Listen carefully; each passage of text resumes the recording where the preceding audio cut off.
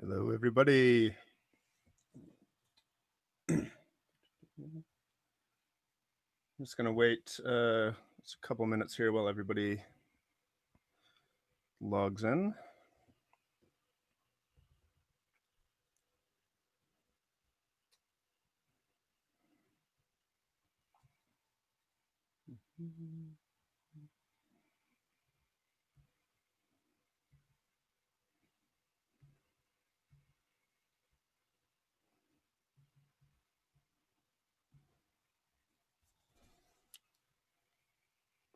We've got a few more coming.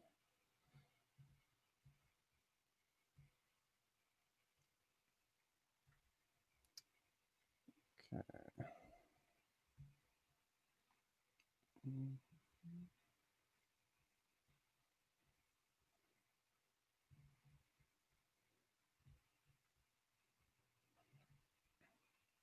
Okay, let's get this party started. So, hello and welcome to the Low-Key Contrabass Clarinet Day. I'm Jason Alder. I'll be your host for this event. I've put this together as a chance to get some really great contrabass clarinetists together in one place and showcase their music. And in these strange, COVID times, we're adapting to these new online formats. But the upside of that is I don't think that this event could ever actually happen live. So we have some of the leading contrabass clarinetists of today joining us from around the world. So Sarah Watts and myself are in the UK. Laurie Freedman is normally in Montreal, but joining us from France. Oğuz Büyükberber in the Netherlands, Johannes Feuchter in Austria, Hugo Queirós in Portugal, Marco Mazzini in Peru. And a little bit later, we'll have Alvaro Zegers join us from Japan, but it's currently 3 a.m. there, so he's still asleep. Yeah, we have a nice mix of contrabass clarinet music, and we've got some solo stuff with piano, with voice and electronics and video, and ranging from some more traditional to more crazy. So I think it'll be an interesting, fun day. So the format is going to be, I'm just going to have a little introduction, give an introduction to the performer, and they'll be there to discuss, just mention a little bit about their piece, and we'll show the performance, and we're going to do for the performances, have a little discussion, then we'll have just like a 10-minute break so everybody can use the toilet, grab another drink, whatever you need to do, and then come back for the second half, have the same kind of format. At the end, we'll open it up to some more discussion and Q&A. So if you have any questions or anything as we're going, comments, the chat's open. So please feel free to type away, and we'll get any questions and discussion points covered as we're going. So without further ado, Marco Mazzini. Marco, are you there? Can you join us? Hello. Hello. So, no, I've lost my notes. Okay, so Marco is a Peruvian clarinetist and founder of the Peruvian Clarinet Orchestra, founding member of the Thelema Trio, the Lima Clarinet Ensemble, and the Quince Trio. Very importantly, the founder and director of Clara Peru, which is one of the biggest and most important websites dedicated to the clarinet in Latin America. Founder of the new Red Latino America de Ensembles de Clarinete, and an innovating project to create and promote clarinet ensembles in all of Latin America, and currently the chairman for Peru for the International Clarinet Association, and is teaching at the Pontificia Universidad Católica del Peru. I say that all right? Somewhere close? It was very good. So, Marco, can you tell us a bit about your piece that you'll be presenting? Of course. Greetings to all of you from Peru. I'm very happy to be in this unique event about the contrabass clarinet. And if, as you know, the contrabass clarinet is a new instrument compared to the other symphonic instruments that we know. So we like to play modern music and these crazy effects that is it sounds so well on the contrabass clarinet.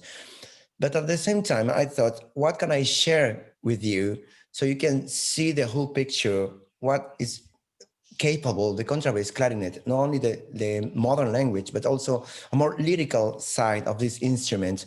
So I went to the past and I was looking for old pieces that I could play. And I found this Giovani Bottesini's wonderful Italian composer. And he has written concertos for double bass. So I listened to the second one and I was immediately in love with this wonderful piece. So I made an adaptation to play it on the contrabass clarinet. Very tricky and at the same time, very beautiful. And then who I can play with. Since this piece is very well known among double bass players, it was easy for me to find on the internet piano accompaniments, but the best one by far was by Malika Baymagambetova.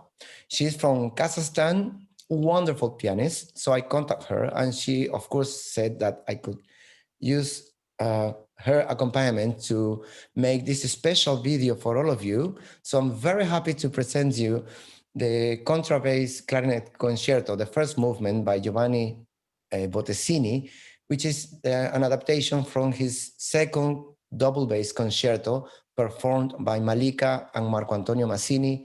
Enjoy this wonderful music. Great. Thank you very much, Marco.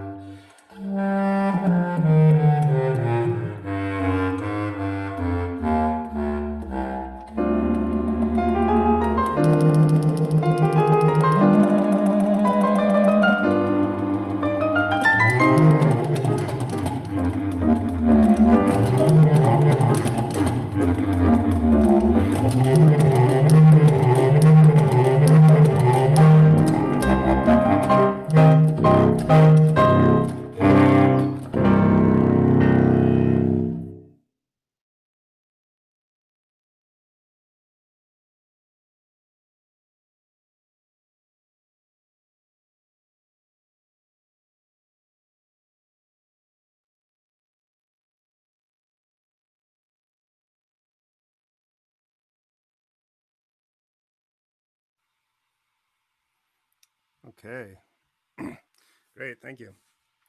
Okay, so the next next performance that we're going to have up is Fie Schouten from the Netherlands. Unfortunately, Fie was not able to be here live today because she actually has a live concert. However, however it is that managed to happen. But she's done a little introduction for us, just to talk about her piece. And let me just for those of you who don't know who Fie is, she's the professor of bass clarinet at the Prins Claus Conservatory in Groningen in the Netherlands, and specializes in performing new music and particularly on the low clarinets. Plays as a soloist and with her own ensembles, and she's had more than 50 pieces written for her and premiered for her in different formations. And Fie's one of the Stockhausen soloists and has performed many works from Karl-Heinz Stockhausen and with the German ensemble Musikfabrik, the Dutch Asko Schoenberg ensemble, the English Birmingham Opera Company, and French ensemble Les Balcons. She won prizes at competitions and produced 4 of her own CDs, and 3 chamber music CDs on Carnatic Lab Records in the Netherlands, and released her solo CD, Ladder of Escape 11, in 2014 on Attacca Records. And in 2015, the Dutch publisher Donemus published her book of bass clarinet miniatures. And Fie is also the artistic director of the Bass Clarinet Festival, the Bos Clarinet Festijn, that took place for the first time in April 2014 in the Netherlands. So,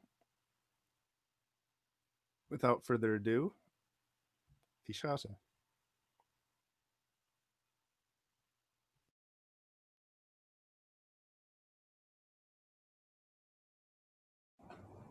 Hello everybody, this is Fie Schouten. Unfortunately, I cannot talk live since I have a small live concert with a few people. But this event organized by Jason and Sarah is fantastic, all about a contrabass clarinet. And 2 years ago in the Bas Clarinet Festijn, we premiered a trio or a quartet with 3 contrabass clarinets and organ. It's written by Tobias Klein, and who played also in the piece. Yeah, it was funny when Tobias and me, we are a couple, and we have 1 contrabass clarinet. And then suddenly I thought like, oh, how are we going to do this? Because you play, me play. So we borrowed the Contrabass Clarinet of Oğuz Büyükberber. So Tobias is playing on Oguz contra, and I'm playing on our contra, and Jelte Althuis is playing on his own contrabass clarinet. It's a lot about overtones and mixing the sound of the contras and the organ. The location is Orgelpark, which is a location with a lot of different organs. Yeah, enjoy listening, I would say.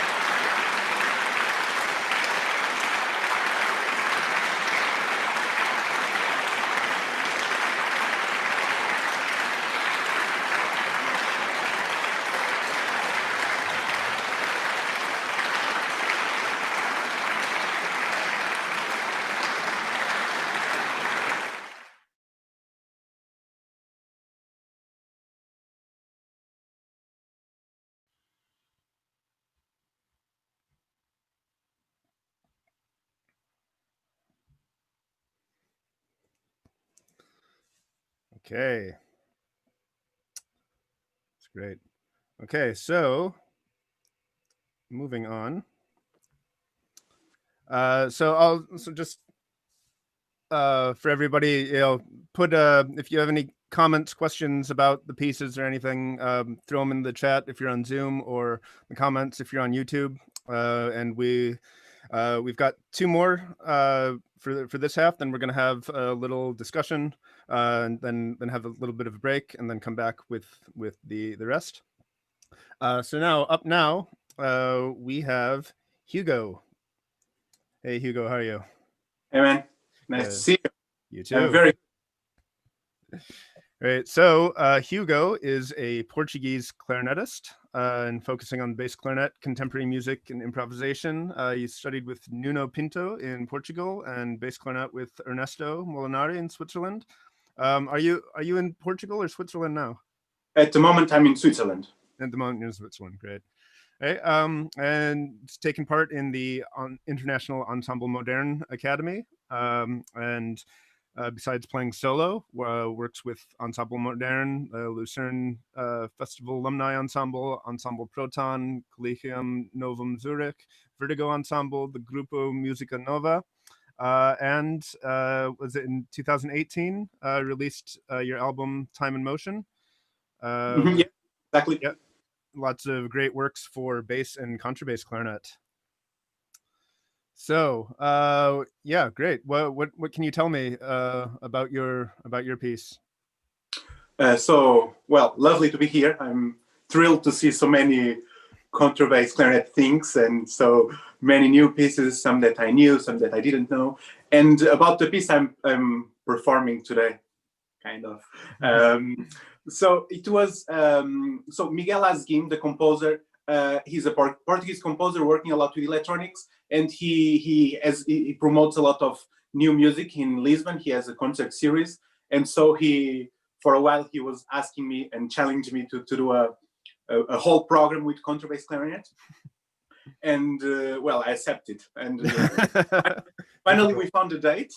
And well, I love the classics, right? So in my CD I record Donatoni, and so in this concert I played Grise, well, other pieces, and then he wrote a new piece.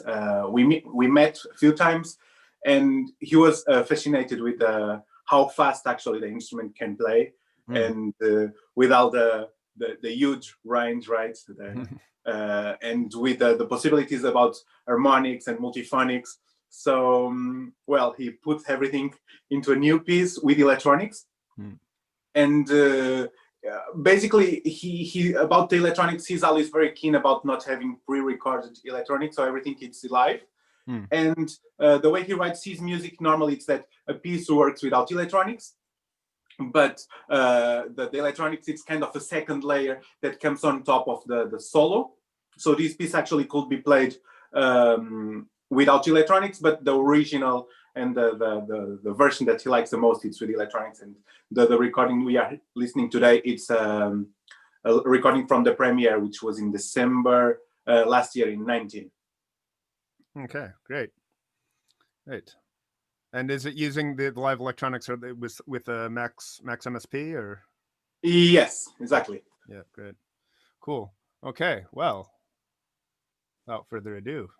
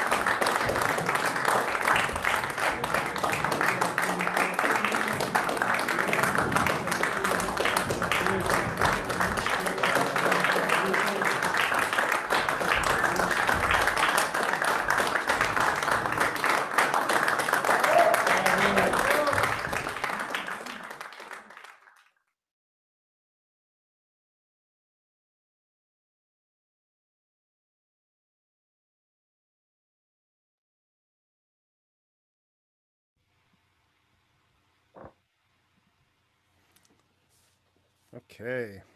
Wow, that was amazing.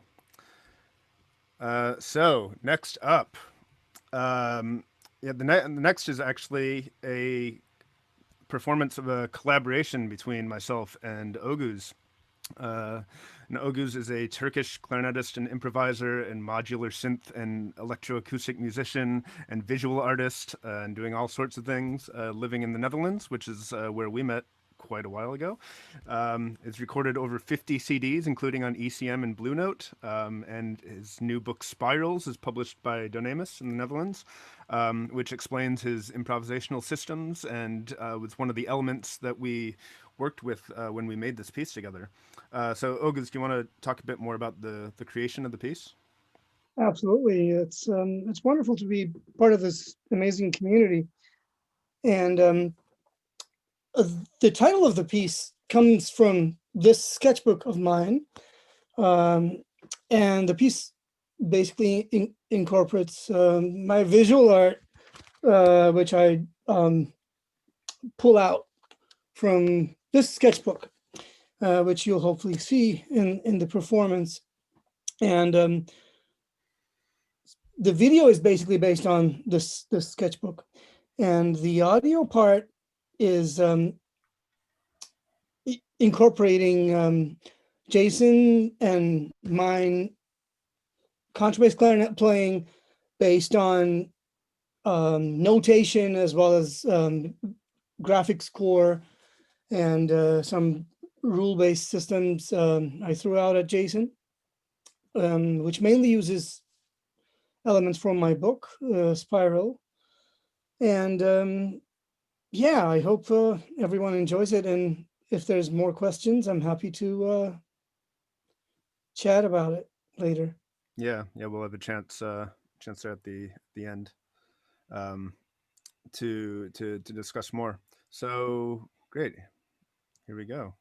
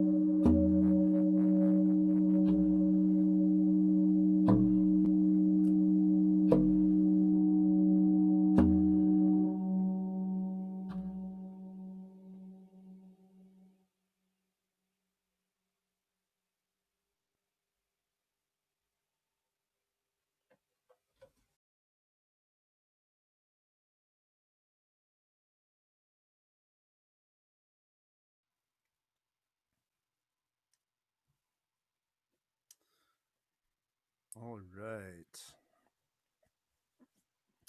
So, great, thanks. So if everybody else now, that's the the end of the first half of the performances. And if is everybody else there, you want to turn your videos on and unmute yourselves and can answer some of the questions that have come up during all this. Yes. Any other Can you comments? help me, Jason, with my video, please? Oh yeah. Right. Yeah, there we are. Here I am. Great. So, yeah, wow. Thanks everybody. It was some really great stuff, and we had a lot of good comments coming in. Sarah, were there any particular questions that kind of came up? Yeah, there was. For Hugo's piece, somebody asked what microphone you were using or what pickup mic you were using. I was using just 2 pencil mics. I think we see in the video, no pickup. So it was played in a very dry room, and I was behind the PA, so there was no feedback. I could hear the electronics somehow, but there was no pickup. And I saw that some people were asking about the rubber thing. Yeah, Laurie already answered that. I mean, the instrument is normally rather slow, right? And that's on the register key, because it closed. So, I mean, last month in December, so I played way too much contrabass clarinet, and when I write in the concert, I mean, there's never too much. It couldn't handle the speed, so I had to find some solutions. And just after I saw it, the recording, I realized it looks terrible because it's front, you know, and I think it looks modern, you know. Well, let's put it that way. It means that you're using it a lot, and that's good. Yeah, well, yes. So yeah, it was just 2 microphones. Yeah, one higher, one lower, and then yeah, into the computer. Jason, the same question to you as well. What microphone were you using? Yeah, so the way that we recorded the piece, it was a lot of back and forth. Like first I recorded I recorded some stuff that Oguz had sent me, then I sent it back, and then he used that to make kind of the electronic accompaniment with his modular synth and with himself playing, and with the video, and then the live part was me just watching that video and listening to it and following his kind of instructions with it on what to play. And yeah, basically I have I think I did this one with 6 microphones. I had two ribbon mics, 2 large condenser Audio-Technica 4040s, and 2 pencil mic AKG CK91s, I think. And to record all of it, I find using the ribbon mics, I kind of had a bit closer to me, but just kind of out of the frame of the video, helps kind of give a lot of fatness to the sound. But with the condenser mics, it can be actually too much bottom end with just the ribbons. So with the condenser mics to also kind of bring out some of the upper overtones with that as well. Speaking of recording, I just want to throw in an insider if anyone is interested. When I was recording my part, I was in my studio and there was construction going on next door, and I thought, okay, I'm just going to record this with the microphone of my laptop to basically use the compression of the laptop microphone and get all the artifacts. And then when I threw that through the modular and all the granular processing and everything, I think it just brings out a lot of hidden sounds that you would normally not have. So some of the noisy parts are basically a byproduct of that type of recording. Nice.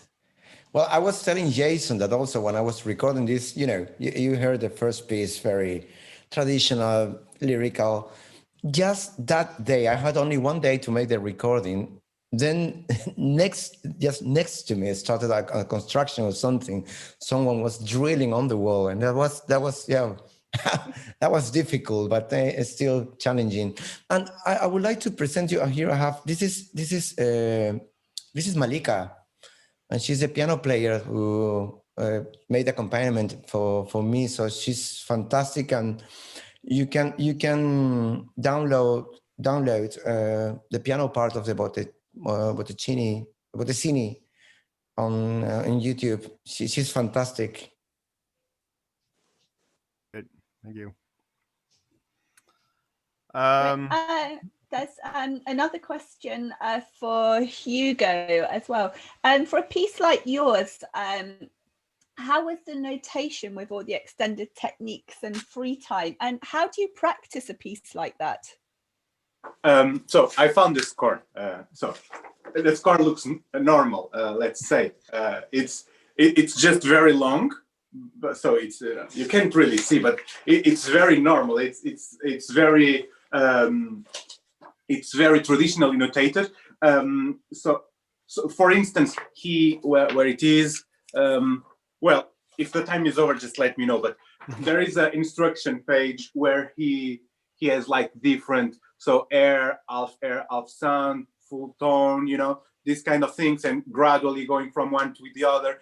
And then let's say that the difficult thing is like you have all those notes, and then he writes like from air to nothing and blah blah blah. So the way I practiced it, and that's how I normally do it, is like first I practice the notes like I would play a Bottesini, let's say. So if you would hear all the notes, and then you just put the second layer that would be the half air, no air, transitions and things. And I don't know if you can see here, but normally to help me, I put some colors. And also normally I practice with paper, and just then I play with iPad. And yeah, that's I mean, everything is like super well notated.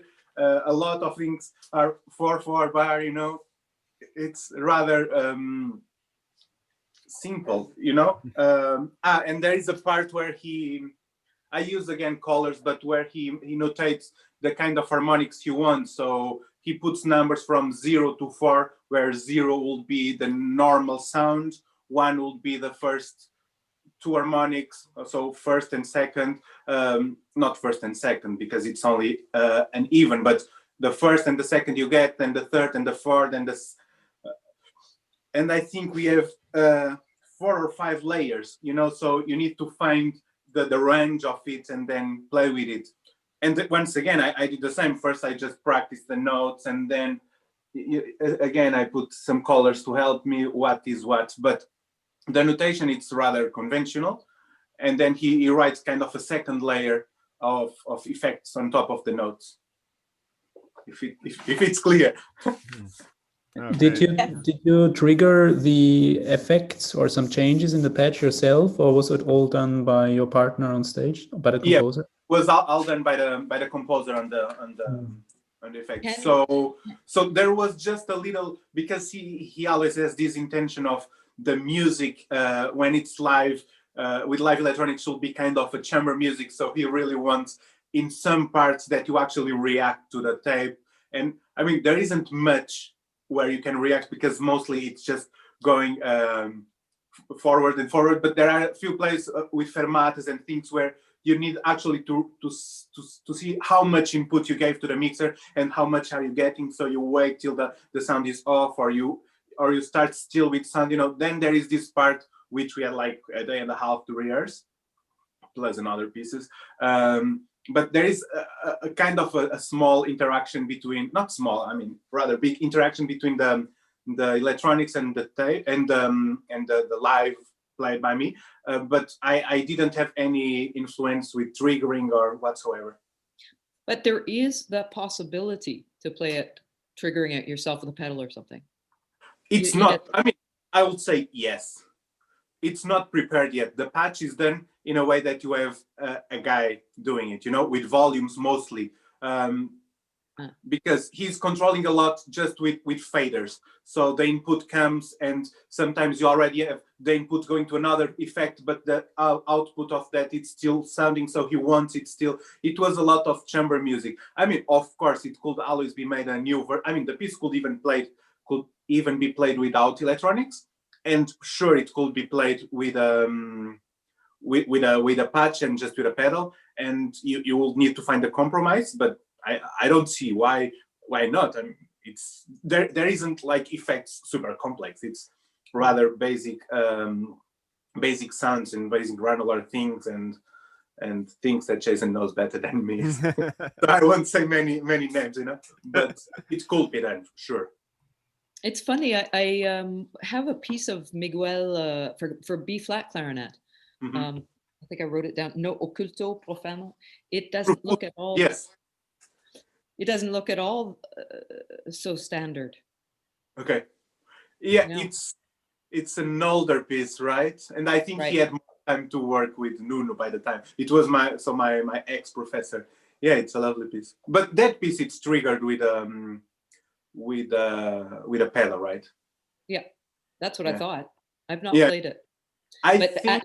Hearing this piece, I just thought, wow, okay, I'm gonna give Miguel another chance. I want that piece. I mean, we did the first version. He wrote me actually a few days ago because he's editing the score and asking me if I had any changes, because we did some crescendos and diminuendos that he was asking me about. I don't know if he had a new patch done or whatsoever, but actually it would be better for the piece, I mean, to travel the world if the electronics are actually in a patch and it can fly away. Yeah, I know that the Oculto Profus, the piece you are talking about, I mean, it's an older piece, and they worked on the piece a lot. So eventually they came to a final stage, and so maybe this piece is still on the process of, because I mean, I hope Miguel is not watching this, but the day before the concert, the patch wasn't finished yet. So so I think we finished the concert. I went to have dinner and he went home to finish I mean, because there were things that he was still trying, because we never, the meetings we had was for the piece, for the contrabass clarinet parts. And then he recorded a lot of samples and he tried the things on the studio. But for sure, then on our rehearsals, he had to tweak a lot of effects and a lot of, not knobs, but let's say things on the computer. And so the version we have today, it was this first version that for sure, I mean, smaller things, but might change for a future version. But that's beautiful. Thank you. But I think the piece is kind of done. Nice. Or you're done with it. No. Once you learn a piece, it's always nice to have a second chance, right? Oh, yeah. Otherwise, it was too much time for 15 minutes. So I hope there is a second chance. We ask the similar question for Oguz and Jason. Oguz, your piece was graphic score, I think. Is that right? That's right. But it also includes a lot of pitch information, which is which comes from my book. If I summarize it, the last 15 plus years I've been working on basically documenting my concept of generating pitch material for improvisation and composition, and this quest came about sort of being a little bit bored in between either playing modal or harmonic music versus on the extended techniques type of improvisation. I wanted to be able to create a language where myself or any other improviser could use pitch in the most traditional sense and create melodies and lines in a very coherent and repeatable manner without using Western harmony. let's say, without having to either relate to modal music or harmonic music. So then I had to look into serial composers and everything. And I don't know if any of you have tried improvising 12-tone playing. I mean, it's okay. Anyone can play, chromatic, just, moving the fingers in a chromatic, but that's not what I'm really talking about in a very coherent way. So just go ahead and check out the book. Any of you are interested, it's published on Zonemus. And in the graphic score I made for Jason, there is there are parts using very specific pitch material from the book, as well as a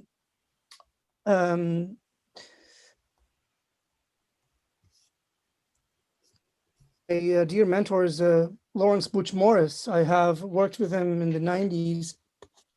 He was the inventor of what he called conducted improvisation, and he could conduct a whole orchestra with the sign language he developed and taught in numerous schools. So in the score, there's things like listen to the tape, like record in your memory and then replay it after maybe 3 minutes, expand it, contract it, and things like that. And all the information on the graphic score is time-based. If that answers your question. Yes. Very nice. Great. Okay, yeah, I think maybe now the good time we're just gonna take like a 10-minute break and then come back with the second half. So I'm going to put up this timer here so everybody knows. And yeah, so go use the toilet, grab another drink, whatever you need to do, and we'll just be back in when the timer runs out. Yeah. So see you in 10 minutes. Yeah, see you in 10 minutes. Yeah.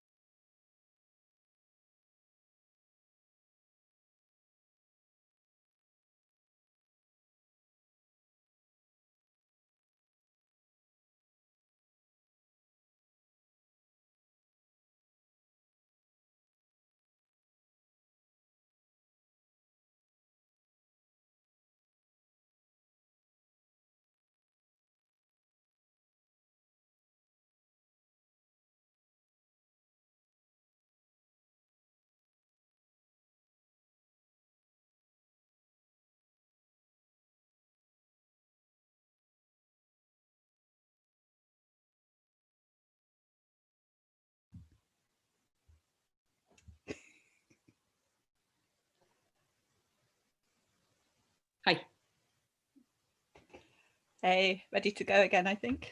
Should I mute and blind? Yes. Yeah.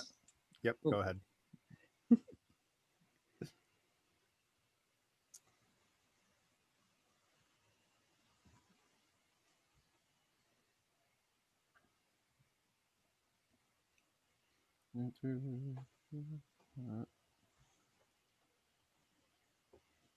Okay, so let me just get Marco again. Yep. Right. Okay, so we are back. The next piece is going to be from Sarah Watts, the renowned British bass clarinetist, performing as a soloist and chamber musician. I've got several CDs, including the recent Into the Depths, which is one of only 5 contra-only CDs that I know about. And also the title of the piece that you're presenting today. So Sarah is the visiting teacher of solo bass clarinet at the Royal Northern College of Music and director of performance at Sheffield. All right. Yeah, and hosts and tutors lots of courses for adult amateur musicians in the UK and still in France, or? Yes, in normal times. In normal times, unfortunately, right? not this year, but yeah, hopefully next year. And has written the leading resource on bass clarinet multiphonics, spectral immersions. So can you tell us about your piece? Yep. So Into the Depths is written by Elizabeth Kelly, who is an American composer, but she is based in Nottingham, UK, same as me, and she is professor at Nottingham University. And so basically when I got my instrument, or even before I got my instrument, I wanted to commission music for it, because I always like having my own commissions to perform in premiere. And Elizabeth had wanted to write a piece for me, and originally a bass piece. And as soon as I said, well, I'm going to be getting the Beast, she wanted to write for it. Also, it was important for me because there's not a huge amount of repertoire by female composers, which is something that I really wanted to bring to Contra. And so we were lucky enough to get a commission from the Women Make Music Award from the PRSF Foundation in the UK. So they funded the commission, also the premiere, and then they also gave us money towards the CD release as well. So it was great fun to work with Elizabeth. The pianist on the recording is Anthony Clare, who is my regular pianist with Score Duo. And yeah, I think that's it. Just hope you all enjoy it. Great, thank you.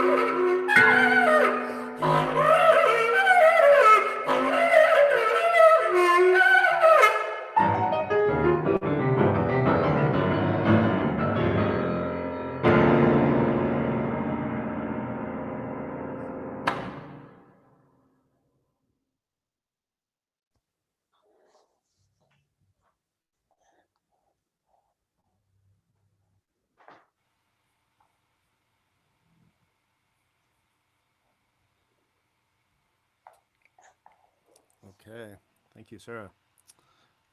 Next up we have Johannes Feuchter. Johannes, are you there? Yes. Hello, yes. Hello. Oh, and who's with you? Yes, Susie is with me. She has problems to sleep, so I talk very softly. Okay. Well, okay, so Johannes, you're an Austrian clarinetist working in new music and free improvisation and media art and experimental theater. And you lead the improvisation ensemble Kron, is that right? And studied in Graz and Madrid, and finished your master's degree in Bern, is that right? That's right. Yeah, was it with Ernesto in Bern? Yes, with Ernesto Molinari. Oh, great. So can you tell us a bit about your piece? Yes, it's a piece by Mara Probst. The piece is called Daisy, and Mara worked together with me to find some sounds to depict the form and the morphosis of the daisy flower, starting with the part that is exposed to the air and to the weather, and then moving downward towards the stem and the roots that are connected to the earth. And also there is parts in the piece that tell about how the daisy flower reacts and interacts with its environment and with the environmental influences. Yeah. Oh, great. Oh, thank you. You're welcome. And there you go.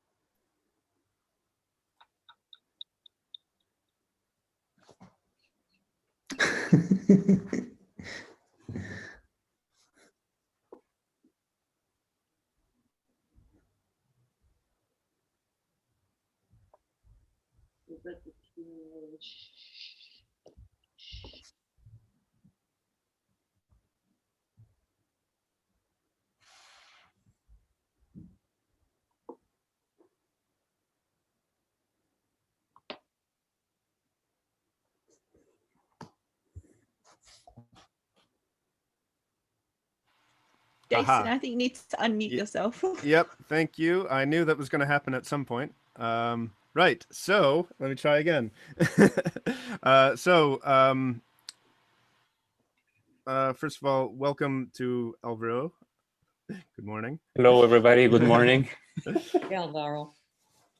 So next up, we have Laurie, is a Canadian clarinetist and improviser, and performing her own works and those of others. Also, she receives lots of commissions to write for other ensembles, and has performed at festivals like Huddersfield and Gaudiamus and the International Society of Contemporary Music. She's collaborated with many great composers and musicians, including Hegel, Lachenmann, Barrett, George Lewis, and released many CDs, most recently Solor and Excess. And can you tell us about the piece that you're going to be playing? Yeah, very little. It is a piece that I found in me. I made up. I played it for the occasion of some friends, a couple of friends in Montreal, a duo called Land of Marigold. So I improvised a solo set, and this is it. All right, great. Enjoy. Thank you.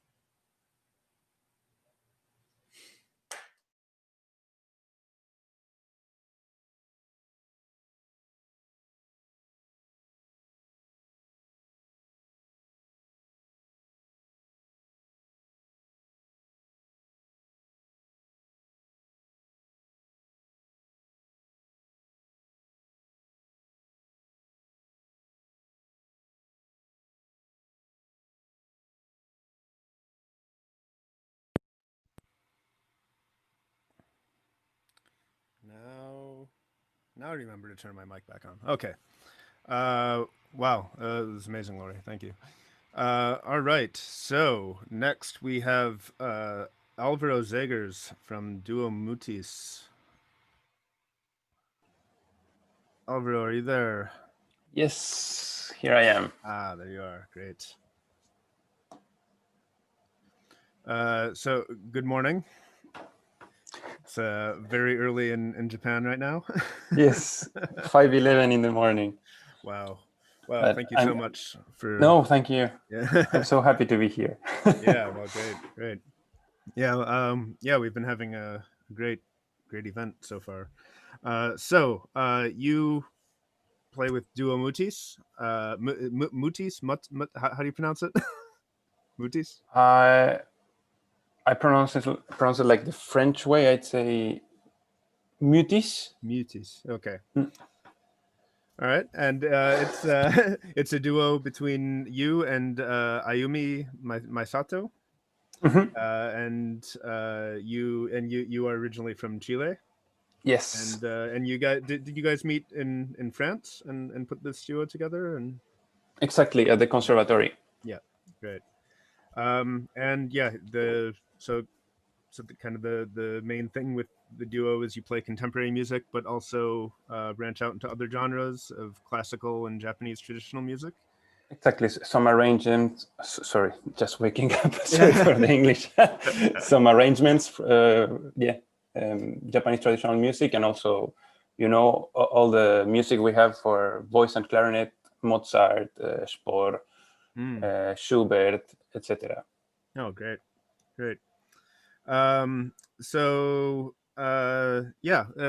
can you tell us a bit about the piece that you're going to be playing? This piece is from a French composer, Marc Monnet. It's from 1985, which it's quite early for the contrabass clarinet. Yeah. The writing, it's quite simple. It has a lot of quarter tones that don't always work that well on the contra, especially on a paperclip. Yeah. We don't have that much possibilities. Multiphonics are pretty simple. The thing that amazes me is the slap. I think for the time, asking someone to play at the speed that he does, stuff like that, it's, I think, quite impressive. Slapped at that speed. Yeah. Wow. Okay. He also has a piece which is kind of well known in France, called Le Cirque, for contra solo, and it's also a very simple piece. It's only slap from the beginning to the end, and it starts with a low E, so da da, and 5 minutes later you're playing everything really fast. So I think he has a special interest towards slap, which is funny. Yeah. This was written for a croche note. Yeah. Armand. Yeah. Yeah. Who's a excellent clarinet, bass clarinet, and contra clarinet player. Yeah. And her wife, who's also great singer. Okay. So what else? I think the piece is really fun to play and fun to listen. Other than that, it has a very special structure, and I think the key to understanding what's going on is thinking about the name of the piece. So Mélodie. Mm-hmm. So you have to think about Debussy's Mélodie and that kind of French way of pronouncing words and poems and all that. So it's very contemporary for 1995. But at the same time, I think what gives a sense to the piece is these little pronunciation things, these pronunciation games between the contra and the female voice. Okay. Oh, great. Well, unless you have anything else, shall we take a listen? Let's go.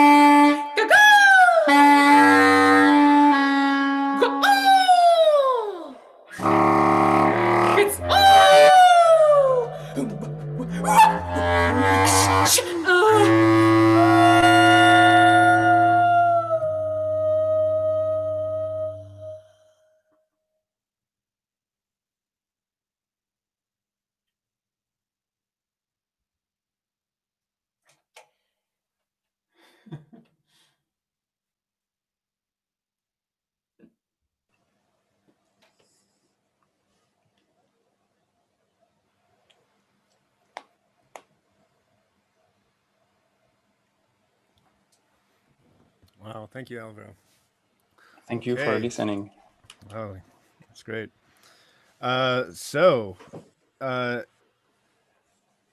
We've reached the end of our performances. If everybody else wants to turn their mics and cameras back on. If you can help me with Oh, yeah. camera. Sorry, where'd it go?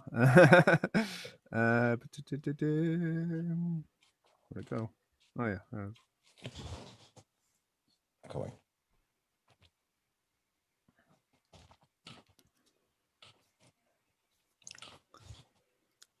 Hello. Hello. Great. So, yeah, lots of really great pieces. Thanks again, everybody, for being here today. It's been very fun and interesting hearing all quite a mix of different pieces. Did we have any things come up in the comments or chat, Sarah? Yeah, we did. I think this is a really good question as well. I think it's probably quite evident that we're all pretty good at applying for funding via various means. One question was, what advice do we have about applying for funding? And also, has anybody ever applied to private donors or corporate sponsors? And what's your general experience of applying for funding? Maybe it would be good for Oguz to talk about how you commissioned the piece you wrote for you and Jason. Sure, absolutely. Where to start? First of all, I mean, I think what I would like to share is like, I grew up in Istanbul, where basically there's pretty much no funds, like there's no F of the funds. There are some private, you would call it sponsored events, like large scale festivals, and they often tend to be commercial festivals rather than what we all are interested. So I come from a culture and a place where funding was not really a way to do things, and that makes me feel extra thankful and fortunate to be living in a place where this has been possible for the last 20 years for me and lots of people I have collaborated with. And I mean, we can go on about how it was before, how it is now, but I think as a general advice, if that is the question, I think if you just are well informed, what are the funding resources at your area, your country, or the international intersecting place you practice what you do, then you can keep an eye on possibilities. For example, for this collaboration Jason and I did, the Dutch Funds for Podiumkunst, the Performing Arts Fund. Exactly, Dutch Netherlands Performing Arts Funds. Thank you, Jason. Have posted on Facebook that there's an opening and there's a call for proposals for a collaboration and a work for specifically for the a British audience. So that's how this collaboration came about. And my book, which I mentioned earlier, was also very generously funded by the same organization, the Netherlands Performing Arts Funds. So I don't know what else I can say. Can you be more? Can you direct me a little bit more, Sarah? I mean, I think the point that you made about just kind of knowing what it is that's available, exactly, you know, either where you live or where the composers you're working with live. Like for me, you know, I work quite a bit in Denmark for whatever reasons. I go to Denmark a lot. Include in 2 weeks again, in fact. But part of the reason, hopefully, assuming nothing catastrophic happens with COVID. But anyway, but one of the reasons why is because they still have a high culture of funding for the arts. So it's actually very easy to commission a Danish composer to write for you. Right. So you know, there's like a funding body for Danish composers, and basically any time that I've been invited there, it's usually somebody is organizing a concert, and then they, you know, organize a couple composers to write for me, and then along with that, I submit a funding application to the Danish Arts Council, or whatever the exact thing is, for to get funding for that Danish composer to write for me. And I mean, it's always, sometimes they don't get as much as I asked for, so that sometimes you kind of buffer that in, that you ask for more than you really expect, knowing that you're going to get less, and then they end up with what they actually want. But you know, that sort of thing exists there still. So you know, it's good to know about the fact that those things happen, and also they also have funds for actually paying for the concerts and everything like that. But I mean, it's, you know, it's different in every country. You know, what they have and everything. Yeah, I think in the Netherlands it's pretty well regulated. You can't really ask for what's on the transparently published charts that they have for the duration of it's based on like the length, complexity of the score that's going to be, the people that are, the number of people that are involved, etc. So it's pretty well organized over here. Good. If I may, what I think is like in Peru, in South America, it's also quite difficult to find support. But what I think we all have in common anywhere is there is regular people or private institutions that are willing to help. So my advice is contacts. It's so important that as musicians, we build a network of people that are willing to support you, and that's possible. And actually, it's been like that in all history. There is no Brahms, no Schumann, no anyone who, you know, is getting popular or famous just because of it, just because they're good. They had always a support, friends, and a network that helped them to, you know, to prove themselves. So this is something I do very well, because the reality of my country recently, and when I say recently, 2 years ago, the Ministry of Culture now is supporting the arts, which is great. But before 2 years ago, there was nothing, but still good news. Till today, till last week, we are applying as Clari Peru, my organization, for support. But then I do a lot of private support, and it works. And I think everywhere we can find people and private institutions or business that are willing to support your music. So and then we have to build this and develop these skills on how to, how to convince people to support you. But it's a great way to build your career and not struggle with money. I think I could add to that. Thank you, Massimo. That in Canada, anyway, Canada is kind of known internationally as a great place to receive funding for the artists. In terms of commissioning, Sarah, because you maybe some viewers were actually wondering, as composers, I believe that at the Canada Council for the Arts, it's Canada Council for the Arts.ca, Canada. The composer has to be Canadian to receive commissioning money.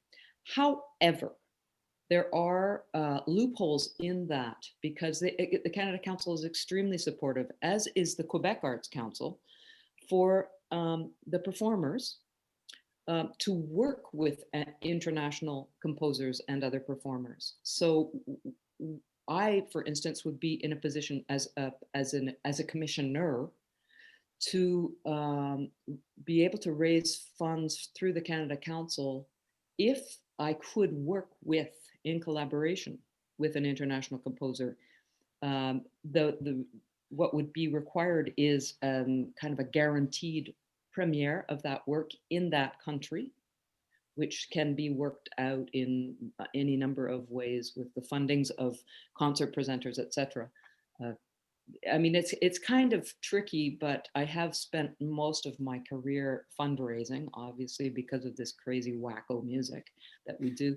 I think also in another case, personally, I have some recognition as a composer, so other performers of contrabass clarinet music, for instance, could commission me, and I could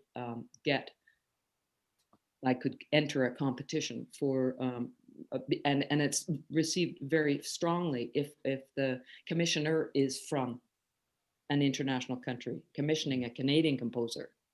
So that's just my 2 cents on the Canada Council. I think it's kind of awkward here. Who knows when to speak next about our own country funding. So I just barged in there and said, yeah, Canada Council and the Quebec Arts Council have very, very strong interest in the artists in their regions. I think one really important thing is as well, especially with UK funding, is the reach of the piece. So you're not going to get funding if you just ask for a piece by a composer. It's not going to happen.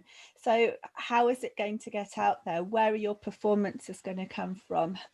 Can you manage to tick boxes that are appealing to, for instance, the Arts Council, the Scottish Arts Council, some of the different trusts? So can you tick maybe arts, heritage, culture?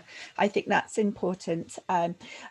Is the music diverse? Is it going to be appealing to a broad range of audience? Or if it's our kind of music, how can we get that out into a more general community? And I think part of the way that you word applications is really important as well, so that you find ways to tick all of these boxes. And I found that's really helped me personally. I don't know if anyone else has any thoughts. If I may, yeah. I think what Sarah is saying, it's very, very important. In my country, in Chile, we have a system called Fondart, which is open once a year, and you can ask pretty much for whatever you want in the cultures. So for a recording, for a piece, for a concert, etc., video, books. But yes, it has to give something back to the community. So how do you integrate the music you're doing into your country or your culture, etc.? I think that's very important. Yeah, Laurie's put money is one thing, but the music, do we want to talk about the music? Laurie, can you expand on that? Oh, I was just thinking because at the outset of this event, Jason and Sarah so graciously initiated this event, and I was very keen on opening the question and answer part to address critical conversations about what we're all doing. Critical. Yeah, there's a similar question actually on YouTube, saying what are our hopes for the world of contrabass clarinetists, and how will it change in the future? So I guess that kind of links in with your question in a way, Laurie. Yeah, I suppose it does. I was actually thinking more if there were any. I think particularly creative musicians, composers, and improvisers out there who had reactions to music that they wanted to talk about. Questions, thoughts. Yeah, if anybody wants to pop a question in, then please do about any of the pieces. Well, I think just, we're just, I think that the people that we are in at this moment, we are going towards a place that we don't know yet what it is. Because the contrabass, I mean, we played a lot of music, a lot of modern music, but we don't really, there is no school where, this is the contrabass, this is a repertoire. This is not as big as, let's say, the clarinet. And I think we are building that. We're in that process of building a community to show what the instrument is able to perform. I mean, so many voices and it's so beautiful. I feel myself that I'm in that process of we're building something still.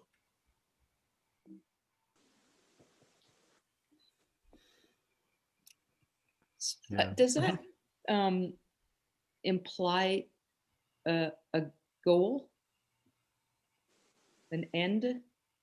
No, but no, I don't think so.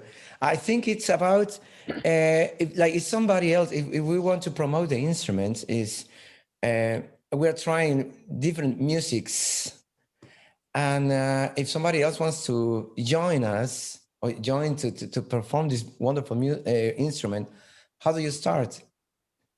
Which are the principal methods or the best way to start with this instrument? Which is the best instrument to start with? And I think there are so many questions that all the other instruments, they have centuries of tradition, and I think we are building that. I don't think the goal is just to make music. I mean, at the end, the contrabass is just it's a tool to express yourself. I think what's interesting is that every different contra player has a different voice and a different personal goal and a different style of music. I think like every one of us that have performed tonight, we all have a little USP. And I think that's really special with contra. And I think you see it with bass, but maybe not quite so much now because it really has branched out and you're starting to see more solo schools. But I think, yeah, one of the unique things about contra for me is that we're all so different and there's no competition between us as well because we're so different. So I don't know where that will go in the future, but that's certainly what I'm enjoying about contra at the moment. May I just chip in right here? I definitely agree with you, Sarah, that it's not about competition. I do, however, feel a tremendous amount of inspiration. Like I kind of feel like taking my instrument out and practicing right now. Like yes, he especially hearing all of you guys, but I would love to have specific questions to you, Laurie, for example, as an improviser, composer. If you would like to talk about it, what is your process before an improvisation. I can totally feel that you are extremely focused and you are really with it the whole time. And what is planned ahead of time? If you want to share that, I would really love to hear that from you. Sure, I'd love to talk about that. Is that okay, hosts? Please. Yeah.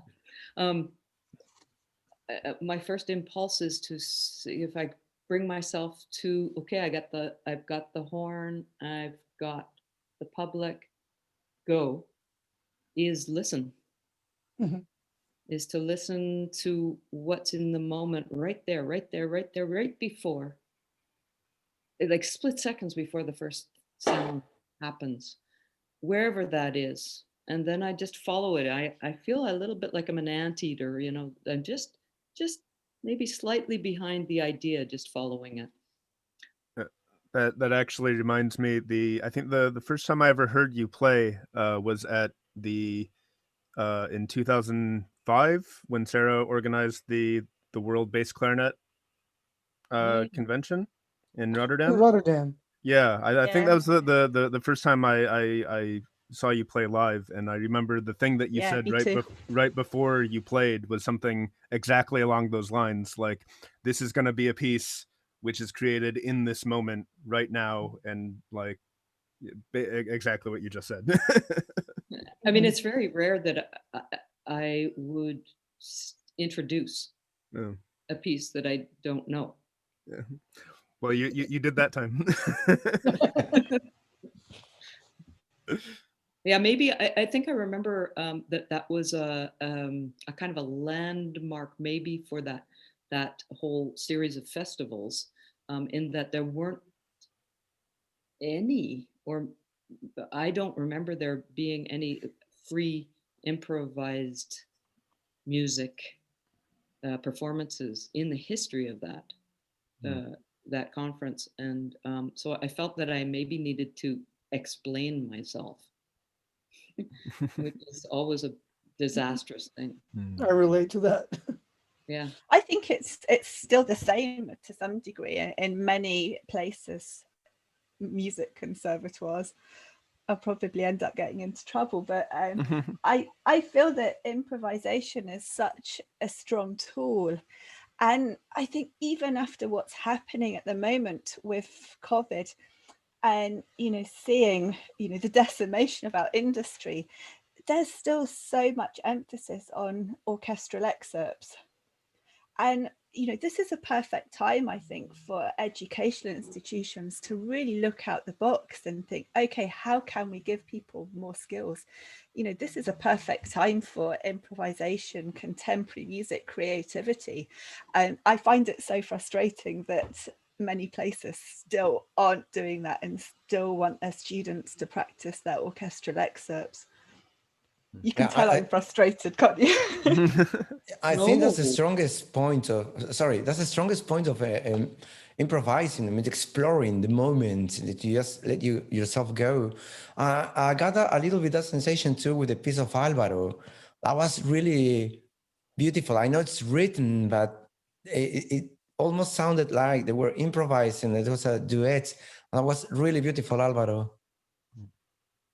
It kind of has this special structure. So you're saying something, and then you think of something different. You're there, then you go to another musical moment, and you change. It's always changing. So yes, it sounds a little bit like an improvisation, absolutely. And also, it has so many tempo changes that you have to remember, and you know, we change every day. So sometimes 104, it's quite fast. Sometimes it's not. So every time we play it, it's also going to be a little different, and how we react to each other, you know. You saw maybe Ayumi, she kind of conducts, but it also can change, and the piece is going to change a little bit each time we play it. And it was very beautiful, Alvaro. Congratulations. It was really, really beautiful. And Sarah, I just realized, I'm pretty sure that the composer Elizabeth Keeley I met her in 2004 in the Czech Republic in a festival. I'm pretty sure she presented a composition for electric guitar and orchestra. And I love that piece too with piano. How different it is for you to play with piano? Is there any special challenge that you have when you play especially with the piano, like the tuning? Yeah, intonation is quite tricky on the contra. I think the bigger the instrument, the harder the intonation gets. Like even bass and piano can be quite tricky. So we tend to play fairly sharp. But yeah, the contra can be quite wild with intonation. So I think that's the main thing. But certainly like the power question isn't an issue. You know, that's with me every time, which is great. I don't know. I'm just very lucky with playing with Anthony because he's just the most amazing pianist, and he knows me better than I know me, and he can predict my mistakes. And you know, I've forgotten to do like repeats and DCs in concerts before, and he kind of knows I'm going to do it before I do it. And you know, I think that's the key. You can't just play with any pianist. You've got to have a pianist that gets to know you. Yeah, that's my Definitely, yeah. And jumping back a bit to improvisation, like I mean, because I'm pretty sure all of us improvise, right? As well, like I mean, yes, yeah, like I mean, I feel like the connection between improvisation and kind of contemporary music is just, I mean, for me it's it's the same essentially. Yeah. I mean, it's very intertwined. It also goes back to, you know, the classical tradition as well, and it feeds in and it helps. So, you know, Marco will benefit by being able to improvise, playing your arrangements. And we're doing an improvisation module at the moment to Sheffield Uni, and every student has to learn how to classically improvise and put embellishments in. They have to do free improvisation and graphic score reading, and then they have to do jazz improvisation. And I think every one of those students comes out in a better place after, and it's kind of the module that I wish that I had when I was studying that I never had, because oh no, you can't improvise if you're a classical music student. There were two things now that I listened to you, Sarah, that I learned very much. I mean, this is the main thing for me, between other things, with improvisation that I started when I went to Belgium 20 years ago. There is one that you have to stay in the moment, and that's very important for me, to stay in the moment. That's the music, not what I did before, but what I'm doing now. And the second, that I'm completely not afraid to make mistakes. It's like, well, okay, you know, that's life. And I get very confident. I don't get afraid, like even to make something ridiculous. I mean, like, okay, that was it. So, but that was very important for me to discover that, I mean, it's nothing terrible to make mistakes and to be focused on the moment. And that I learned with improvisation. That's for me. That's why for me it's very important that every musician should have that experience of just let yourself go. Well, yeah, if I may just add something to improvisation. Well, that's also my 2 cents. I not, and because this is mostly related to contrabass, so I will try to focus on that. I noticed often that when I started improvising with contrabass, it was difficult because, of course, improvising, it's always you use the tools you know, right? And you use the language you know. And when I started playing, I always noticed that if I would play the bass clarinet, because I knew so much about it and I knew how to play it, somehow it felt easier. And on the contrabass, I always ended up doing the same things. And I always ended up doing these 3 effects that I knew or something. And I've noticed that also playing with people that maybe are less experienced or even doing workshops on improvisation. So for me, something that it's very important when you start learning a new instrument, and let's say the contrabass for many people will be a new instrument, it's that that you learn actually to play the instrument. And I noticed that when I start playing, I will just close my eyes and play high notes and do things, but I didn't even knew the fingering, so you're just overblowing and doing things. And something that for me was very important to play older piece and to play repertoire, and was actually to build up a technique on the instrument that that if I will just improvise and do things, I will just always do these three things. And for me, it was very important actually to play other composers and to explore other effects and actually to look for something before I can use those techniques. So that's for me something that was, and because today we are talking about contrabass clarinet, that's something was very important to me, was to actually, I mean, before I was free to do whatever I want. So to improvise, for me, was important to actually to look back to what has been done and to try those techniques and to try to have the ability to play, so that actually I will be free once I can actually kind of play the instrument. So that's my 2 cents. If I may, responding to Hugo, I absolutely agree. I think the bass clarinet and the clarinet, they seem to be such perfect acoustic instruments next to the contra. The problems we have on the contra, switching registers, playing high notes, finding the fingerings, is the note going to speak? Is it not going to speak? When I had the chance to work with like proper contra education a little bit with Alain Billard, who pushed me to buying this instrument. And I remember the first class, he told me, well, you're going to have to learn how to tame this instrument. You're not really going to learn how to play it exactly. You have to tame it. And sometimes it's going to do what you want, and sometimes it won't. But yeah, playing other people's pieces will make you overcome all these acoustic problems that we have, you know, the register keys that don't always work how they should, etc., etc. Mouthpieces, reeds.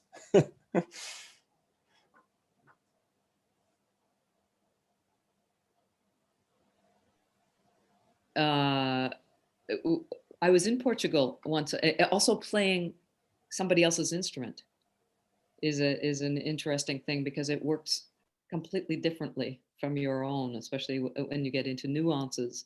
And I remember I was in Portugal in Aveiro. There was an electric electroacoustic wind festival or something. I played sendo on contrabass clarinet, the décombre, and but I didn't have I wasn't traveling with the contra, and I had to borrow somebody's. Hugo, you might know, somebody borrows their instrument out. I don't know, but it was completely different. It was the same model. Everything was the same, and nothing worked the same way.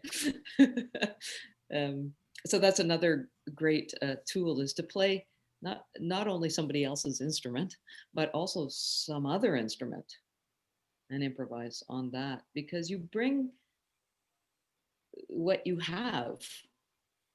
What I have on the bass clarinet or on the clarinet, it doesn't work exactly on the contrabass clarinet, but what I want to say translates differently. But it's a very great tool to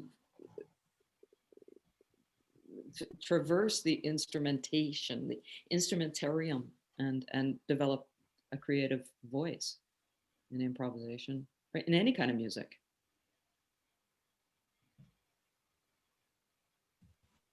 I think we've sold improvisation as a really important tool for music in general. I always thought that music was a great tool for improvisation. We'll use that one. I'll put that in my lecture on Tuesday, I think. Going back to instruments, there's been quite a few questions and comments about all of our instruments. I just wondered if it's worth just very quickly going around each of us, just saying why we play the particular make we do. I don't know if anyone wants to jump in. Sorry, please go ahead. Oh, right. I'm thinking left, right, but we're not all in the same left. Right. We're all in different places. Exactly. Actually, I have a blank paper clip because that was what I found online, and I wanted to when I was ready to buy something.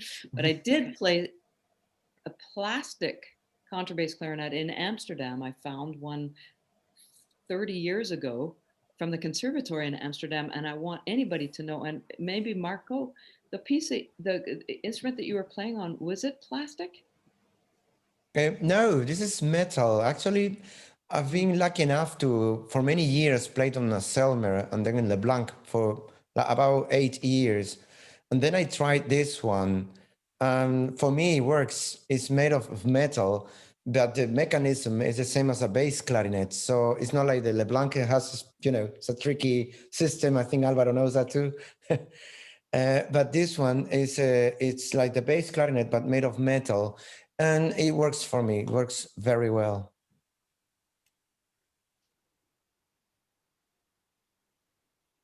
Maybe Alvaro? For me, it's quite simple, actually. It's just lightweight. It's the lighter of all clarinets. I can disassemble it and put it in a backpack and go everywhere with the instrument. That's the main reason for me. What is it, Alvaro? Leblanc paperclip. But it's a metal. Yes. Maybe I'm old, but it's not light. And nobody knows about this plastic one that I played. No, it's amazing. It's amazing. Totally amazing. Plastic, like a PVC. And it sounded fantastic. Nobody's Was it also a Leblanc? What was it? Was it straight? Like a straight model? No, it was a paper clip. It was black PVC tubing. It was in a case that I could put on the back of my bike and ride around Amsterdam with it. It was fantastic, and I've not been able to find it before I bought the metal. I've never seen something like that. I know there are some plastic ones made in China. I've never tried them, but they are, like the Selmer. They're long. They are not clipped. I'm so curious. I will look for it. There's light. That's the key. My contra is still lighter than my bass clarinet, with the case and everything. Wow. Mine isn't. I think mine as well. When the because I pack it up into like a bassoon gig bag, and I think it's it's quite light for me that way. Yeah, and Jason, you play it standing up free. Yeah. Well, yeah. So like I had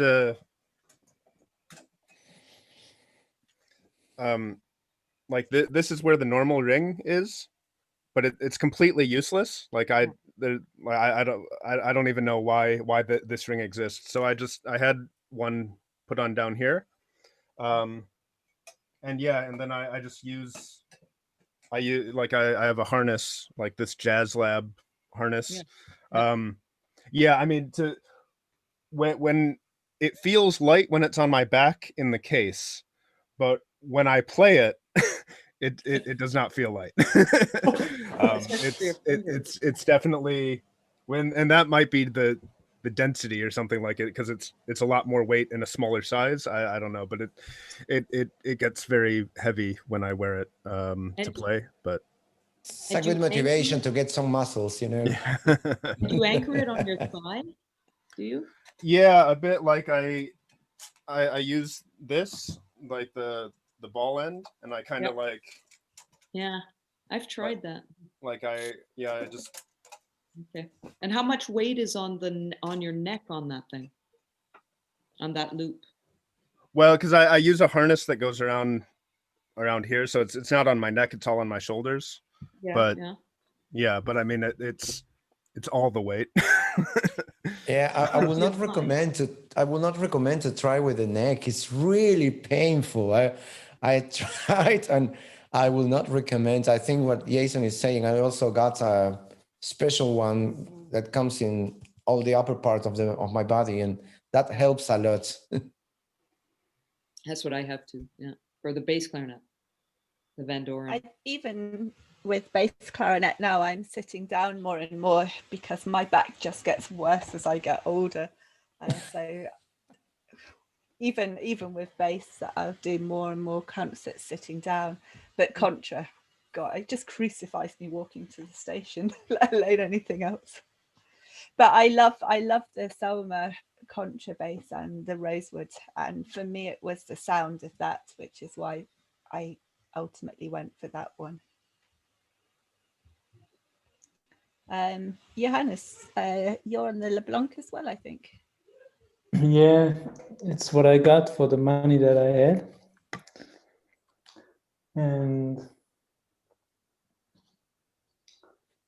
yeah, what can I tell about it?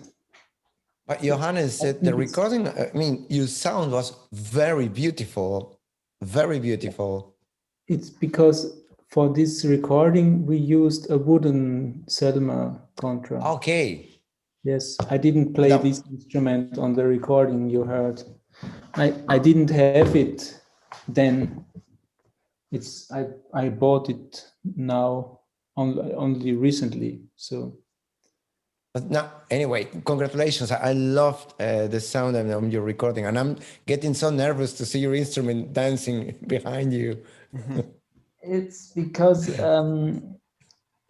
I have this Kohlberg stand and some little bit shaky piece in between, but it hasn't fallen so far.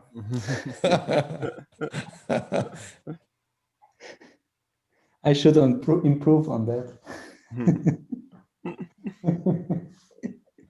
And Hugo, you're also on LeBlanc as well. Oh, you're muted. Can you unmute? You can hear me now, right? Yes. Yes.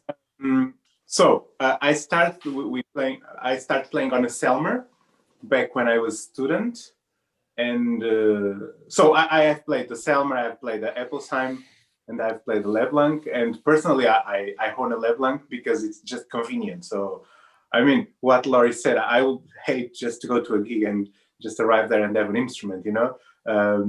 So, and as Alvaro suggested, I mean, with the LeBlanc, I can travel with it. So, and not so often I get a gig where they pay me just to play contrabass. So normally I need to take also the bass or whatever. So for me, portability is so important. And I mean, I like it and it's easy to play. At least the Selmer I tried, it wasn't so easy, and the response was not so easy. Yeah, maybe the darker sound and the low range was, the low notes were darker and fuller, but the LeBlanc, I find it so even and so easy to play, and the response, especially when you play solo, the response of the instrument, it's easier.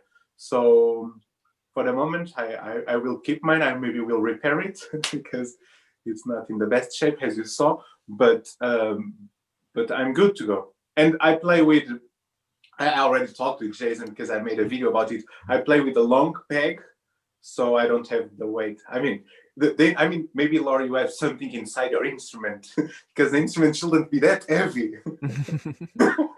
But no, I'm sure you are strong, but maybe there is something wrong. Yeah, to play on my shoulder, it's terrible. I don't know, Jason, how you do it. I feel great difficulty. But so I just have I combine two. So you see my glass now.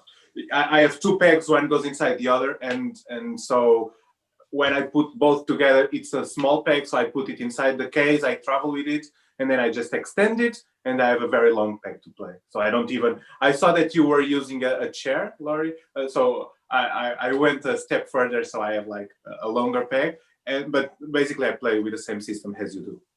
I usually look around before the show and look for a garbage can, anything to stick it on. But yeah. Yeah, that's what I do. And Oguz, are you, have you got a LeBlanc as well? Is that correct? Yeah, I play on a LeBlanc, and I like to play it on a tuba stand. I don't know if you guys know what that is. It's like a rubber dish, so the bottom of the instrument can sit on it really comfortably.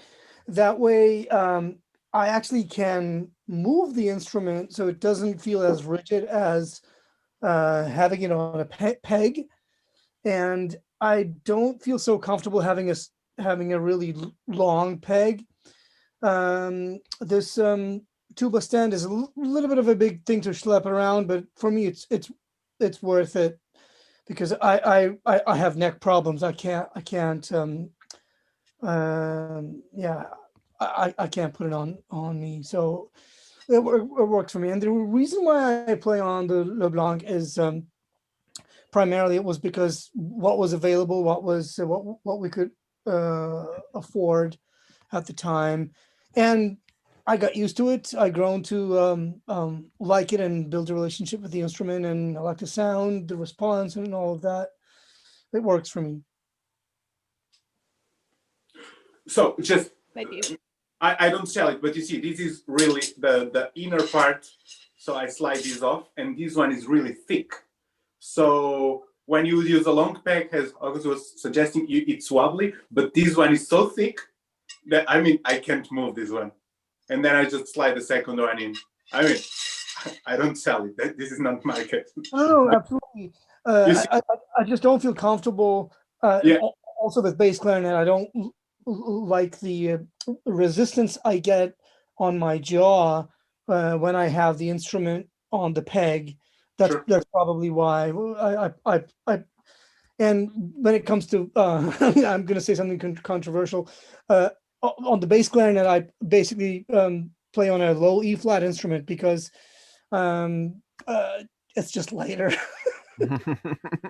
I know it's really controversial, but I can't deal with a low C bass clarinet. It's just too heavy for me. I think we're also different as well with injuries and how we deal with injuries and just different strengths, because I'm not actually a really strong person. And by the time I get to a venue with the weight of the contra case and often a bass case as well, I'm not in a state to stand and play or stand and rehearse. And it used to bother me more because I think there was a lot of pressure, certainly with the bass clarinet. Oh, you have to stand if you're a professional solo player. But now actually I want to be comfortable and healthy, and I think that's more important. So I don't kind of bow to that pressure anymore. And I think that's important to pass to students as well. It's like, do what's comfortable, and we're also different. If I could say one thing to everybody in the world listening to this, listen to Sarah Watts. This is the words of wisdom, comfort.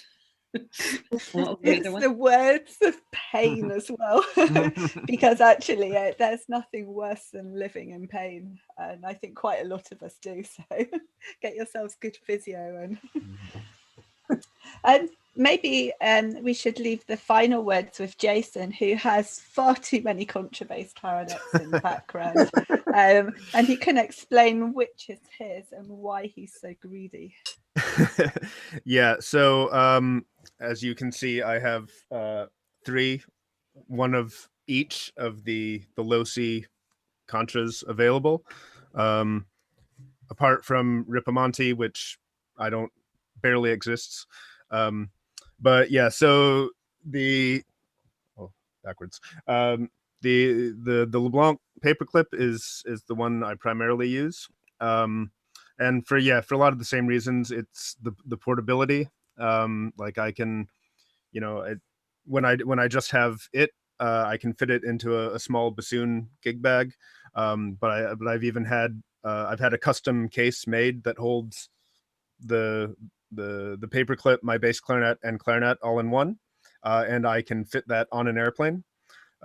So I flew with that to I've flown transcontinental and everything with that. It's not a problem. It is extremely heavy, but anyway, the other thing, it's the smallest bore of the rest, so it's a 30 millimeter bore, so it's a bit easier to play, just in the blowing and in the response. I can also get very loud with it if I need. Tuning is not the best, and it's there's a lot of levers to close the keys that have the potential to kind of go out of whack, but in general, the key work is quite strong. So yeah, I'm generally, that's the I like that one for for the portability and ease of playing. The Selmer has an amazing sound, mostly in certain registers. There's definitely some notes that do not sound as great. You have to really work for it to do so, which Sarah manages to do.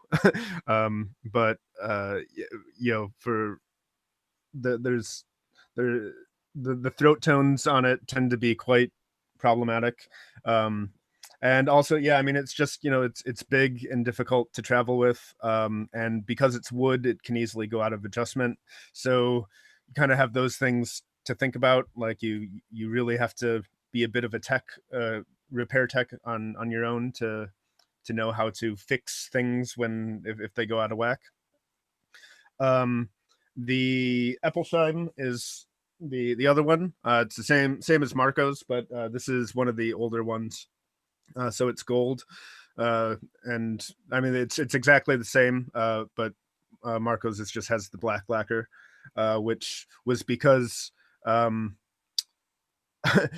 Claudia. This one belongs to Claudia Punten, who worked with Benedict Eppelsheim to make the instrument. And he said that the reason Benedict started making them with the black lacquer was because conductors in the orchestra, they didn't like the look of the gold one. They thought it was too bright of a sound. But then so he made the instrument black, and because the black instrument would have a darker sound. And apparently it worked. So that's why yeah, you still can get it in the gold lacquer if you want, but he makes them standard black now. So yeah, they come in 2 bore sizes, 32 or 36. This one is the big bore, the 36. I think the same as Marco's.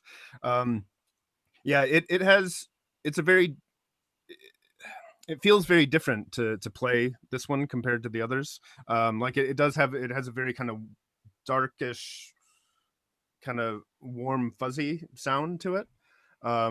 It's amazingly well in tune. Like it's by far has the best tuning of of all of them. And yeah, it's more compact. It's about the same size as the paperclip, but it doesn't break apart. So it's more compact to play, but it doesn't pack up as compact as a paperclip. So personally, I find that each one kind of has a different place that it works best.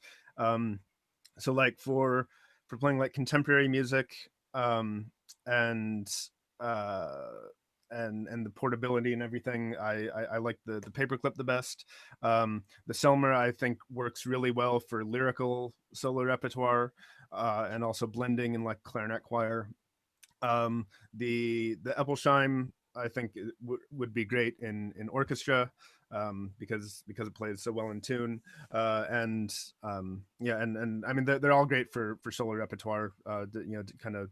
Because so much about it is it's how you play, like you make the sound of the instrument anyway.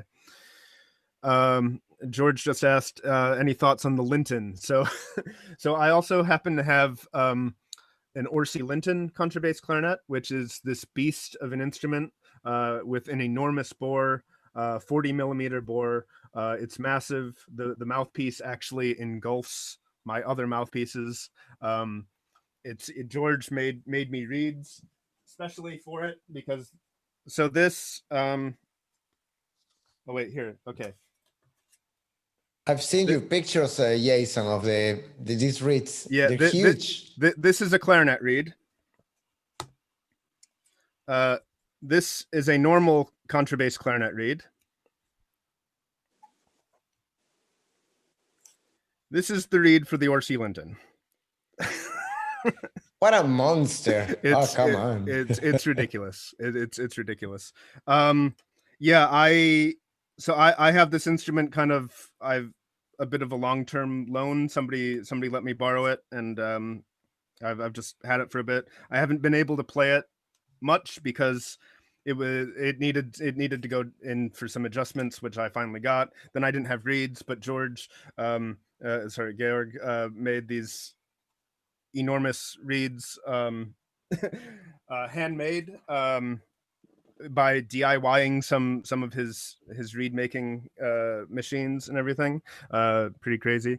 But yeah, the instrument itself is a bit of a beast to play. It only goes to low E. It looks like a bass saxophone.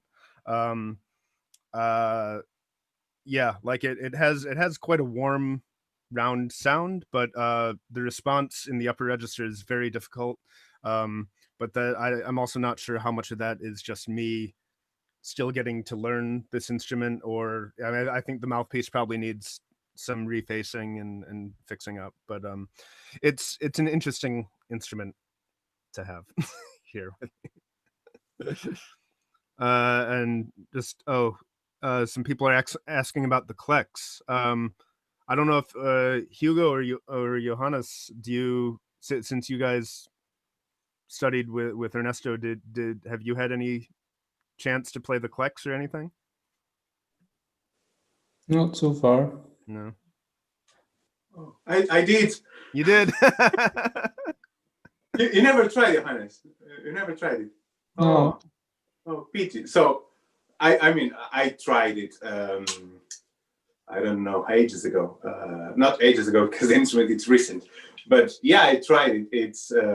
It was still under development. It was a very easy instrument to play. It was it was super in tune. It had a key for quarter tones, It was everything you want. But the difficulties I found, it wasn't very loud. It wasn't very wild, the sound. Everything was very controlled. And I mean, maybe Johannes was studying later with Ernest. I don't know if you know any further details, but what I remember from that time when I talked a lot with Ernesto, and basically, I don't know if everybody knows what the Klex is, but it's basically a wooden, it's the only completely wooden contrabass clarinet. It has a weird shape, right? And basically they did the holes for the tone holes where it was perfect for the instrument. Each tone hole has a motor, and then the key are very small, and then the whole thing it's electronic or mechanical or whatsoever. But basically it's a very small key system, so it's very easy to play and it's very fast. And then it's wired, and you have motors closing the things, So you would close a key here, and you would have things closing all over the place. The only problem they had at the time was that the old program, this has a B flat. If they lift a finger somewhere else, the instrument would be like, oh, error. We don't know what that is. Like in normal one, the normal contrabass clarinets or instruments, if you open keys and start searching for it, you get multiphonics and you get funny things. And on that instrument, because it's electronical, you get error. So it was still under development, but the feeling was a very easy instrument to play. It was just very free blowing. It wasn't very loud, but it felt good. It was like improved Selma or something, all this wooden sound and good feeling. So it was a good experience, but I think it's a work in progress still, and I'm looking forward to see more. And it's like the first clarinet with MIDI out and in, So. I played it a couple of years ago in Ostend. Martin let me try it very kindly. And my personal experience was that it really feels like playing an organ in the sense that your physicality and where you hear the sound coming from is really disorienting to me. It doesn't really feel like I am blowing into the clarinet, and it almost doesn't feel like I am part of the sound. I mean, I am, of course, I'm blowing into this wooden bore, obviously, but it's such a long wooden bore, and the sound is coming from all over the place, and it's Yeah, it was quite disorienting for me, but it's remarkable engineering for sure.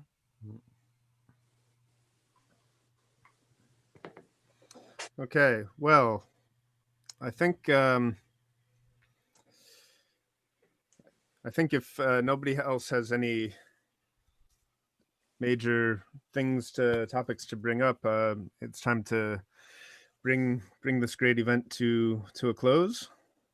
Anybody have any parting comments? Thank you, Questions? Jason. Thank you. Oh. Thank you all for coming. Thank you so much. What a meeting. Beautiful to be here. Thank you, Jason and Sarah and everyone. So nice to meet you virtually. Yeah. Thank you all for coming. Massive thank you to Jason, because really he did all the hard work. So I just told him to do it. And he did.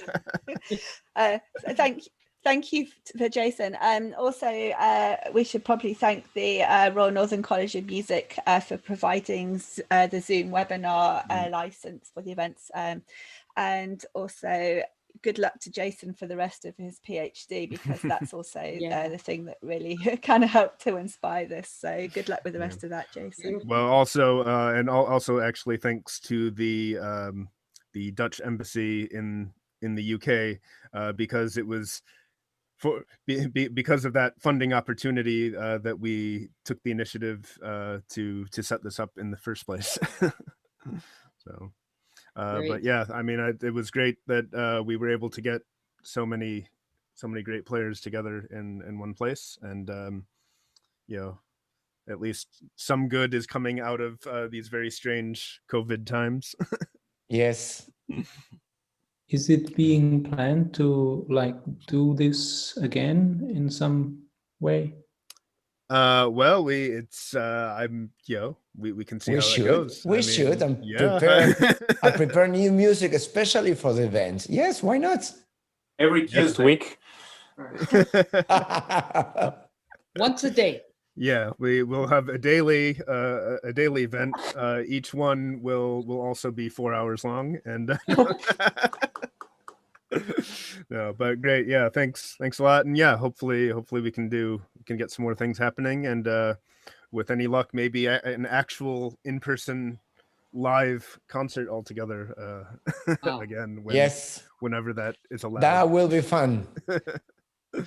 Yeah. All right. Well, thank you. I'm signing off now, and thanks all. Great. Thank you very much. Yeah, thank you, everybody. Bye. Thank you, everyone.